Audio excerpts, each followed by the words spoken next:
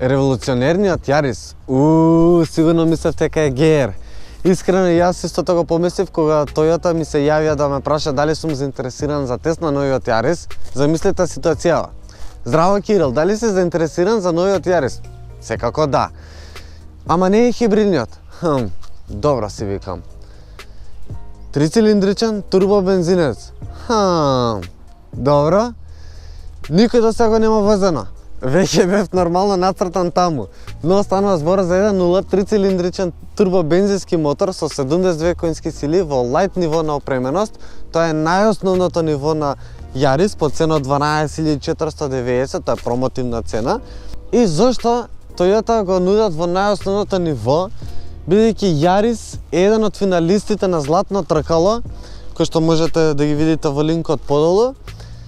И тие сметаат дека дури во ова најосновно ниво може да победат конкуренцијата. Сега, што значи ова најосновно ниво, бар во дизајнот сега за сега? Големи драстични разлики со другите по напредни нивоа нема, бар јас не можам многу да приметам. Со другата, со минатата генерација дефинитивно има, ова е многу по-набилдана, по-мускулеста верзија која што мене лично многу повеќе ми се допаѓа. Не ми се допаѓа овој фейк карбон бар во оваа основна опрема тука не му личи баш добро. Тоа што нема LED светло исто така не ми се допаѓа. Што нема убави бандажи и дефинитивно со тие работи е скроз друга кола, плюс на сето тоа ако имате нека поразиграна боја. Сега веќе може да одиме внатре, видиме како изгледа таму.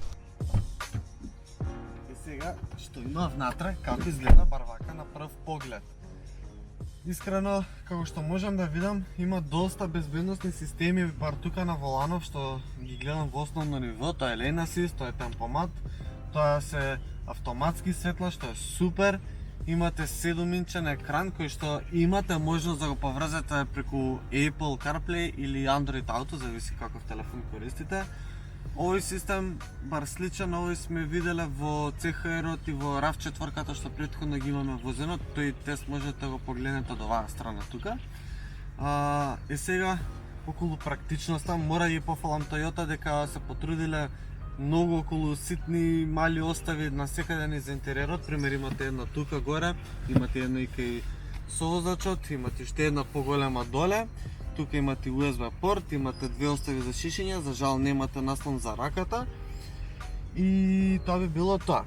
Сега, има неколку работи, односно 3, кои што не сум баш голем фан.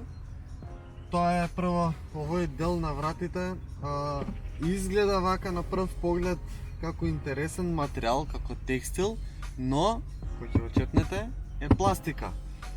Второ, не ми се допаѓа како го извели менувачов. Пере за фаќање, но гумата, материјалот што го искористиле е многу ефтина. И трето, положбата за седење, ова е најниското можно ниво што се нуди и окей, разбирам дека сакате да се возите малку повисоко, да имате подобра прегледност, но би сакал да се нуди уште малце по-ниско да можам барем јас да го осетам она спортско чувство што јас го сакам да го добивам од еден автомобил.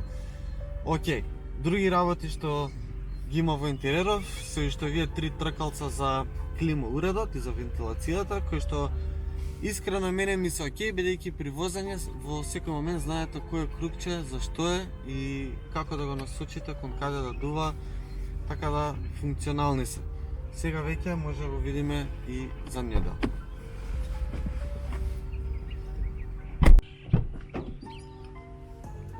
Тука позади, првенствено како што гледате, вратите не се отвараат баш најшироко и малце влегувањето и излегувањето ќе биде проблем, особено бидејќи крилата се малку поисфрлени напред и пречат за влез. Добро. Сега комоцијата тука. Прво не очекувате некој преголем простор бидејќи е мало градско возило и нормално е кога не може да има преголем простор. Но имам доволно простор за нозете, барем позади моја возачка положба, за главата исто така имам доволно простор, ми се допаѓа тоа што во кровот прво од аеродинамична страна имат направено две длабнувања Но исто така од внатре кој ќе влезете, овој дел над главата е поиздигнат, така да тоа ми се допаѓа. Можете носите благо да ги спуштите напред под седиштето, да имате поудобна положба за седење. Искрен да бидам, ми се допаѓаат седиштава тука за седење. Многу други негови конкуренти сме возеле, многу поголеми автомобили сме возеле. Немале волку удобни седишта, бар сега вака за седење, ми се допаѓа. На средниот дел немате превисок тунел, е широк и кога ќе дојдете на средниот дел, бар вака имам простор за нозете, кои ќе се возат тројца патници, да не бидат поголеми од мене, ќе им биде удобно. Исто така и за главата, бидејќи тука веќе ниско и допирам до тавана. Во поглед на практичноста нема USB порт тука доле, за жал имате некоја остава, нема ниту остави кај вратите и има некоја мала остава за мало шиша во вратата и тоа е тоа што го видиме багажник.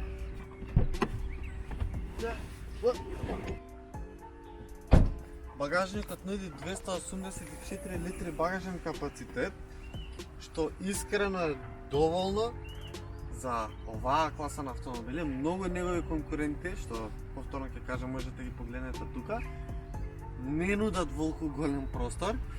Всушност не нудат во литри, туку нудат во 1 до 2 кеси.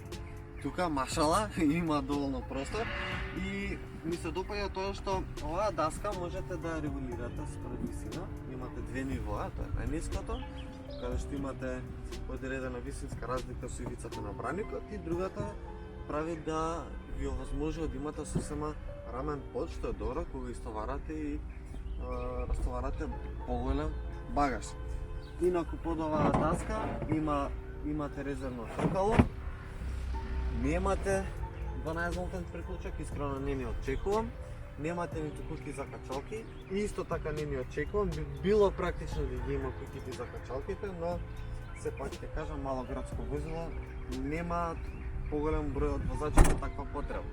Сега да го возиме револуционерниот Јарис. Каков е Јарис зад волан? Како што спомнав, Јарис е мало градско возило, предвидено само за градскиот метеж, за градските средини. И го земав, го однесов на Маркови кули во Прилеп, како што гледате од некои кадри во моментов. Сакав да истражувам малку со него, но не е предвидено за на подолги дистанци. Зошто? Бидејќи иако од механички аспект е перфектно, во поглед на комфортност, во поглед на седиштата, малку се разочарав. Многу се широки првенствено. Оке, јас сум си слабичок и се шетам од кривина во кривина низ седиштето. Овие странични потпори не се најголеми, барем мене не ме држат цврсто во кривини. Тоа е првата работа. И втората работа е тоа што се премногу рамни и ме уморуваат на подолги патувања. Всушност Прилеп и не е толку далеко од Скопје, па да е толку долг патот, но јас се чувствав уморно не од возењето, туку од седењето. За разлика од некои други негови ривали, каде што било многу поудобно седењето. Сега, другиот поубавиот момент за Јарис, се што е од механички аспект е идеално. Идеално бидејќи дали ќе тргнете од воланот и управувачкиот систем, од педалите, од менувачот, од самото подпирање, навистина колава е идеална. Како ќе го насочите воланот, така се движите во кривина, имате предобра контрола над самото возило. Се чувствува одредено навалување во кривини, но не е тоа преголемо и искрено до сега не сум почувствал ваква забава зад воланот на едно мало градско возило.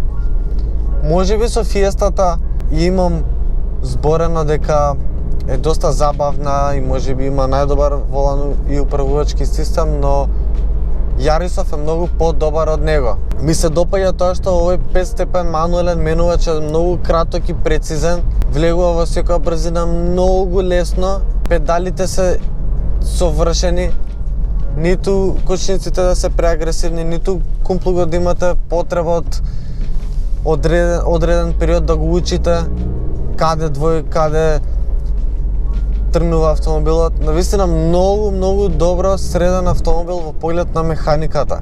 Сега си кажете како може да биде забавен со 72 конски сили.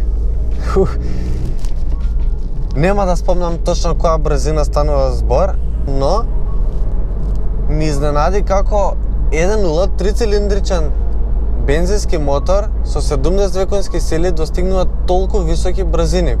Па макар и 120 и 130, она што е максималното дозволено кај нас, многу лесно и без проблем го достигнува. Но во прашање не е само брзината, туку, пак ќе повторам, како се чувствувате во кривини и колку добра контрола имате над целото возило. Буквално ве подсетува на се она што сме гледале на YouTube и на други емисии за GR-от, колку добар рели автомобил е. Така да многу ме подсетува овој Yaris дека е основата на GR, односно на спортскиот модел од Yaris. Но ајде да се вратиме малку во реалноста. Ова е урбаниот Yaris. Не интересираат други параметри, односно пред се потрошувачката, бидејќи најчесто ќе се вози во град, од едно место до друго место, да завршите одредена обврска и тоа ќе биде тоа. И ќе сакате да имате ниска потрошувачка. Во моментов имаме потрошувачка од 5,7, тоа е најниската потрошувачка што успеавме, или 5,6. Потрошувачка што успеавме да спуштиме во теков на тестирањево. Верувам дека може нешто ситно пониско од ова да се спушти, но повторно 5,7-6 литри е одлична цифра за едно вакво возило кое што пред се клучниот момент е потрошувачката. И останува уште на крај да видиме зошто ова е револуционерниот Yaris. Океј, не е GR-от, не е толку забавен како него. Зошто најосновнава опрема без одредени работи што се потребни, и тоа морам да потенцирам дека е потребно во градски автомобил, во основна опрема да има паркинг камери, паркинг сензори, бидејќи тие мускулести линии знаат да пречат кога ќе се паркирате на тесни паркинзи, што во Скопје ги имаме премногу, не сакате да го оштетите автомобилот. Тоа е една голема критика, но зошто е револуционерен? Револуционерен е бидејќи Toyota успеа во период кога се уште, барем кај нас, има предрасуди за овие 3-цилиндрични мотори, Toyota успеа да наметне едно мислење и да е посакуван овој мотор, да се бара, да се купува, па дури толку да е голема побројувачката да се чекаат одредени модели да пристигнат, бидејќи се е потрошено на залиха. За период кога се зборува за хибридност, за електрификација, за момент кога Toyota, кога ќе се спомне, се мисли на хибриден автомобил, тука се смени концептот малку и се бара 3-цилиндричен мотор. Ете за тоа сметам дека овој Yaris е револуционерен, бидејќи ви нуди ниска потрошувачка, ви нуди малку забава зад волан и пред се ги исполнува сите норми што се потребни, односно сите строги норми што се потребни, што ги бараат Европската унија и сите останати земји. Толку е од нас, толку е од оваа епизода. Се гледаме многу наскоро и следете не. Чао!